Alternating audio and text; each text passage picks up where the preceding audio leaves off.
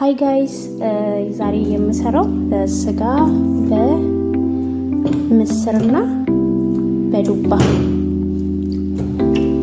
አሰራሩ መጀመሪያ ስጋውን አጥባለሁ በደንቡ። ስጋው ታጥቦ እንደዚህ ሬዲ ከሆነ በኋላ 3 ሽንኩርት ከትፋለሁ። ከትፌ ያዘጋጀሁትን ሽንኩርት እንደዚህ ከስጋው ጋር ደባልቀዋለሁ አንድ ላይ።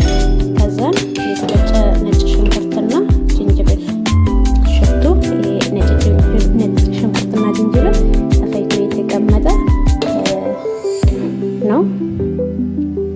የሚያስፈልገኝን ውሃ እጨምራለሁ።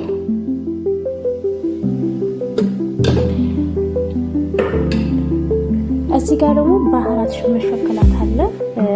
ቤት ውስጥ ያለውን ማንኛውንም ባህራት ተጠቀሙ፣ ችግር የለውም።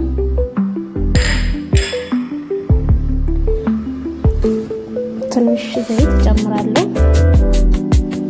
አላበዛም፣ ስጋ ዘይት ስለሚተፋ። እስኪ ሹክ በሉ። ይሄ ምግብ የምናገር ነው። እኛ ሀገር እንግዲህ ስጋን ማቃት በጥብስ ነገር ነውና ደግሞ እዚች ሀገር ላይ ያለውበት ሀገር በምስርም ትሰራለች። ከዛን ዱባ ይገባበታል። ዱባ ማለት ጋራ ማለት ነው። እና እንደዚህ ከተዘጋጀ በኋላ ውሃ ጨምሮበታለሁ። ውሃውን ከጨመርኩኝ በኋላ እሳቱን ጋዝ መለኩሰውና ለ1 ሰዓት ተኩል ለ1 ሰዓት ከድኜ አበስለዋለሁ ማለት ነው።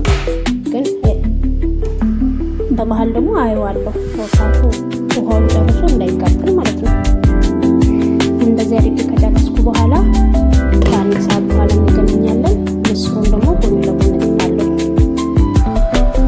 ምስሩን እንደዚህ ምልጭ አድርጌ ካጠብኩኝ በኋላ አደርጋለሁ፣ ውሃ ጨምርበታለሁ ማለት ነው።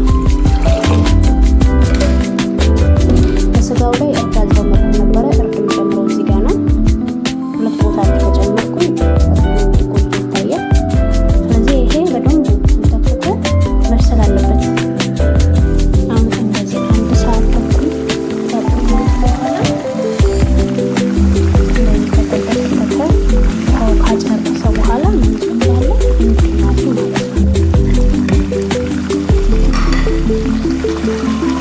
ከዛም በላዩ ላይ ደግሞ 1 ማንኪያ ጨምራለሁ። ይሄንን ለ10 ደቂቃ ምናምን አቁላለዋለሁ ማለት ነው። አብሬ ቲማቲሙ እንዲበስል ምስሩ እንደዚህ ሆኖ ደርሷልና አሁን በላዩ ላይ እጨምራለሁ ማለት ነው በስጋው ላይ።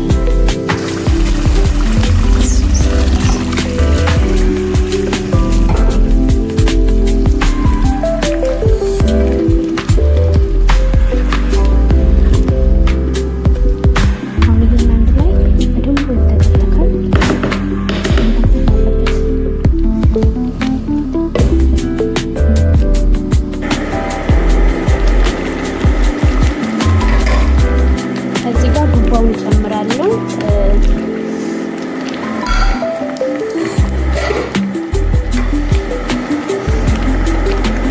ምስሩ ከገባ በኋላ ምስር የመያዝ ባህሪ ስላለው ስትሰሩ ቼክ እያደረጋችሁ እንዳይቃጠልባችሁ። ከዛም በዚህ በላዩ ላይ ምንድነው መጨመረው? የፈላ ውሃ፣ የሞቀ ውሃ እንጂ ቀዝቃዛ እንዳትጠቀሙ ነው። ቀዝቃዛ እንትን የሞቀ ውሃ ከዚህ ጋር ጨምርበታለሁ። ዱባው ያበስለዋል። ደግሞ ምስር እየተንተከተከ ሲሄድ ይወፍራል ማለት ነው።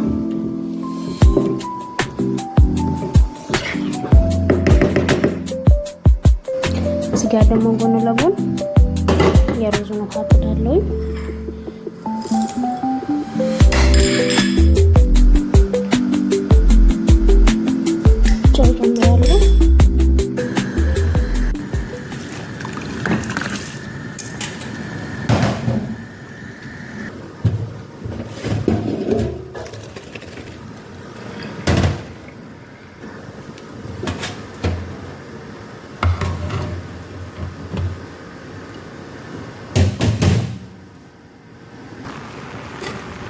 ትንሽ ዘይት እጨምርበታለሁ በላዩ ላይ። አሁን መጨረሻ ላይ ምን እጨምራለሁ? ወረቅ ካሬ ማለት ነው። ከዛ አንድ ሎሚ የተጨመቀ ጁሱን በላው ላይ እጨምራለሁ። ይሄንን ለ2 ደቂቃ ምናምን እንደዚህ ተከትከውና አጠፋለሁ ማለት ነው። በስተመጨረሻም ይሄን የመሰለ ሳሎን እናገኛለን። በተለይ አረብ ሀገር ያላችሁ እህቶቼ ብትሞክሩት፣ መዳሞች በጣም ይወዱታል ይሄንን ብዛቶቹ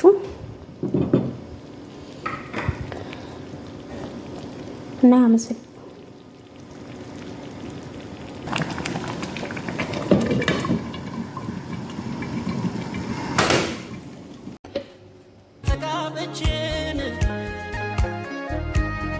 ካልሆነ በስተቀር ሁሉም የኔ ሳሉ መች ሆነልኛል ቆርጦ ለመጣሉ ሐኪም ቢወስን